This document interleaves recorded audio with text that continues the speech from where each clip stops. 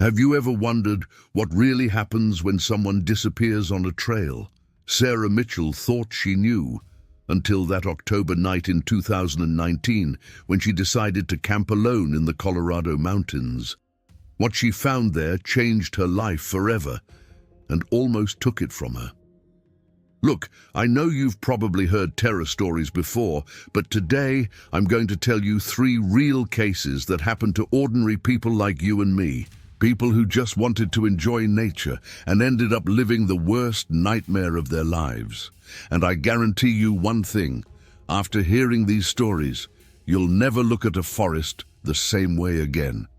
Especially when I tell you what happened to the group of friends at the end. This will make every hair on your body stand up. Before we start, I need to warn you about something important. All these stories have been documented.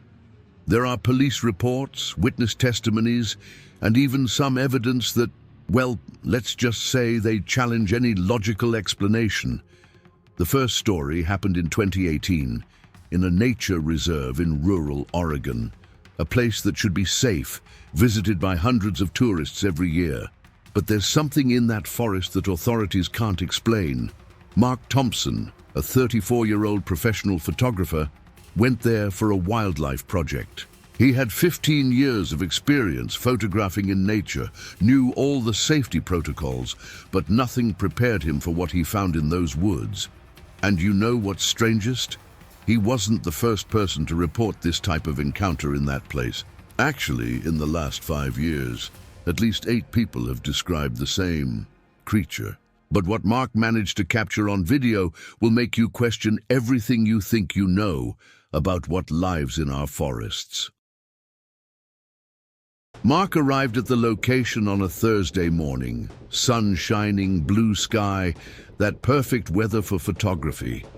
He set up his camp in a small clearing away from the main trails, exactly where professional photographers like to stay to get the best shots. During the first day, everything was normal.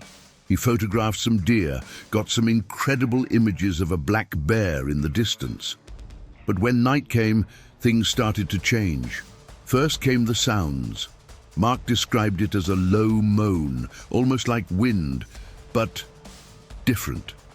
He said it seemed to come from everywhere at once, and there was something in that sound that affected him in a way he couldn't explain. But here comes the part that really gives me chills. Around 2 in the morning, Mark woke up with the feeling that he was being watched. Have you ever had that feeling? That absolute certainty that someone is looking at you, even in the dark? He turned on his flashlight and started examining the surroundings of the camp. That's when he saw the footprints. And these footprints, man, they weren't from any animal Mark knew. They were huge, almost 20 inches long. They had an almost human shape, but with claws marked in the dirt. And the most disturbing part, they formed a perfect circle around his tent, as if something had spent the whole night walking around, watching him sleep. But that was just the beginning, because on the second night, Mark decided to stay awake to find out what was happening and what he saw. Well, to this day, he can't sleep properly. While Mark was dealing with his night visitor, on the other side of the country, something even more disturbing was happening. Lisa Chen, an experienced geologist, was doing field research in the Mojave Desert with her team. Lisa was one of those super-prepared people. GPS, satellite radio, supplies for a week. She knew that desert like the back of her hand. She had worked there for over 10 years. But on the 3rd day of the expedition, something impossible happened.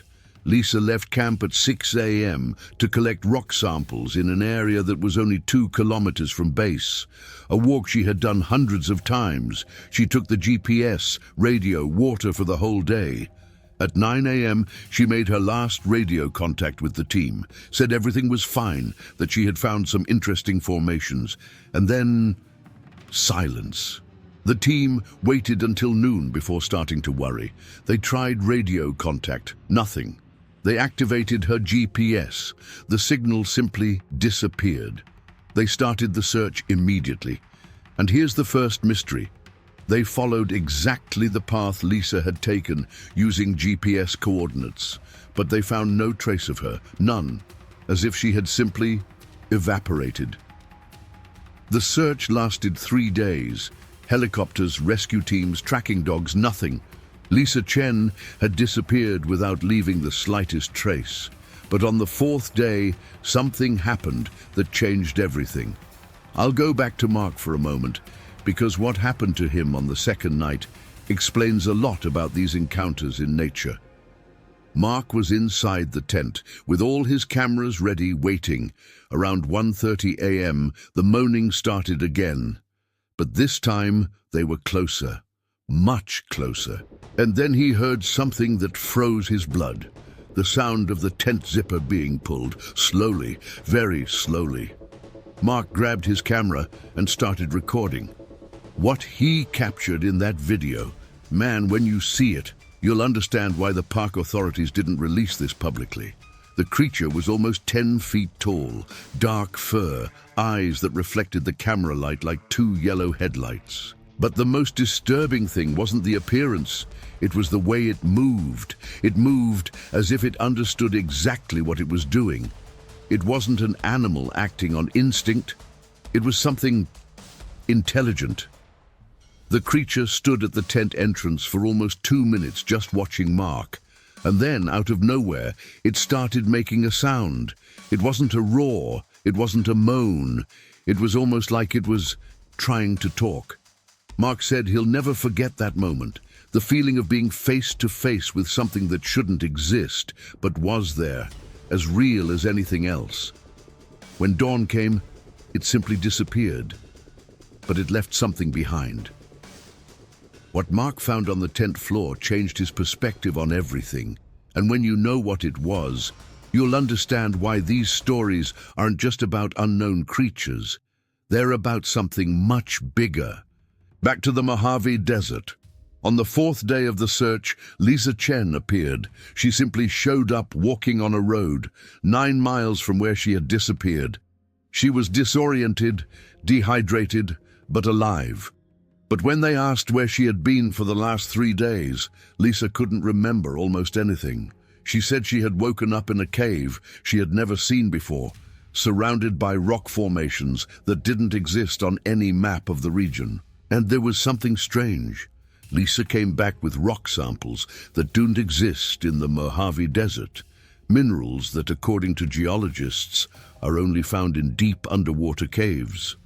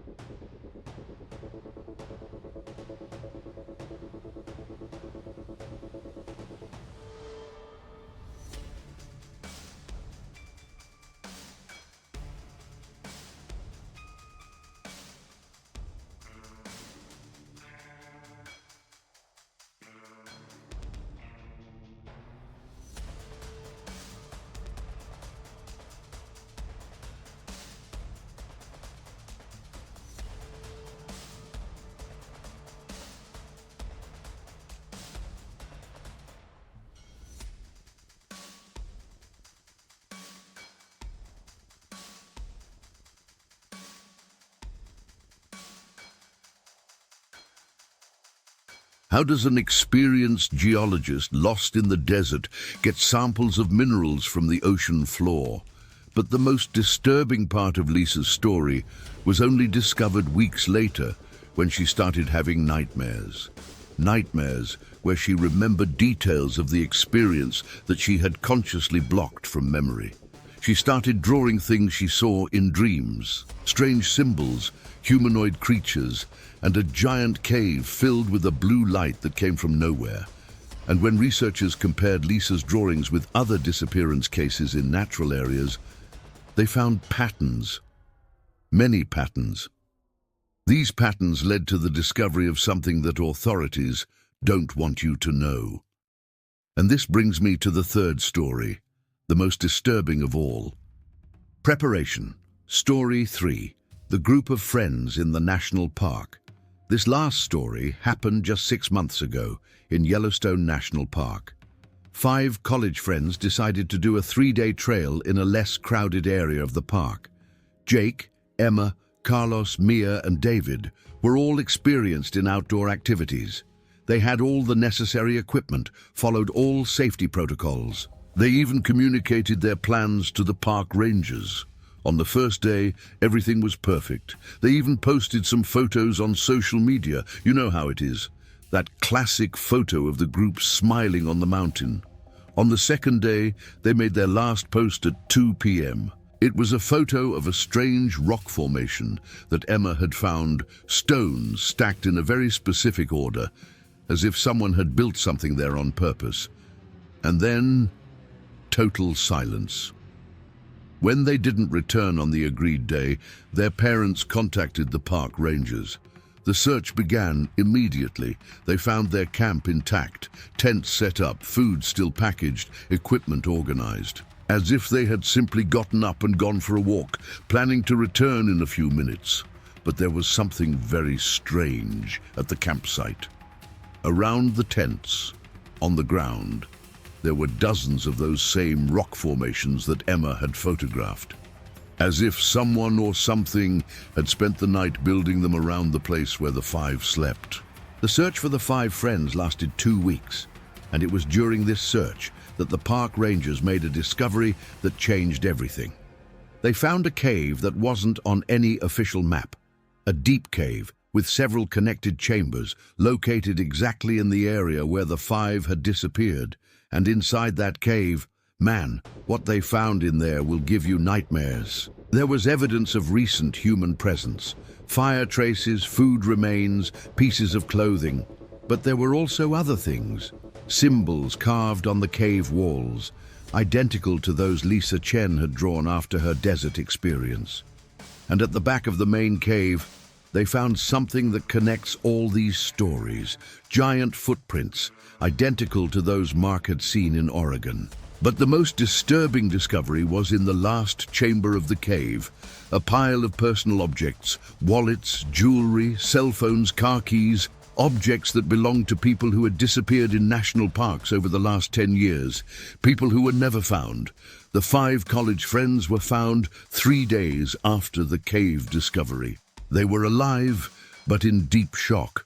Like Lisa, they couldn't remember almost anything from the days they spent missing. But unlike Lisa, they came back with something extra. Strange marks on their arms and legs. They weren't wounds, they were like tattoos. Symbols identical to those found on the cave walls. And here's the part that really haunts me. When doctors tried to examine these marks, they discovered they weren't on the skin. They were under the skin, as if they had been placed there from the inside. Today, Mark still has the images of the creature he encountered. Authorities asked him not to release them, but he keeps a copy as proof of what he lived through. Lisa Chen changed careers. She can no longer work in remote areas. She says she always feels like she's being watched. The 5 friends from Yellowstone returned to their normal lives, but none of them talks about what happened. And they all developed the same phobia. They can no longer stay in dark, enclosed places. What connects all these stories? Well, after researching dozens of similar cases, I started to notice some disturbing patterns. First, All disappearances happen in areas with rock formations or poorly explored caves. Second, people who return always bring physical evidence that defies scientific explanation. Third, there's an intelligence behind these encounters. They're not random events. And fourth, perhaps the most frightening, it seems these things don't want to hurt us. They want to study us.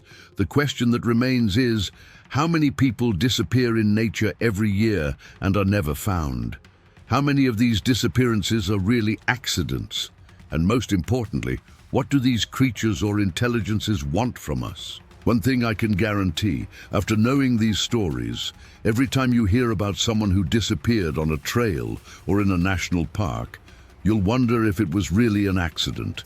Because out there, in the nature we think we know, there's something watching us, something that understands much more about us than we'd like to admit. And maybe, just maybe, they're waiting for the right moment to make real contact.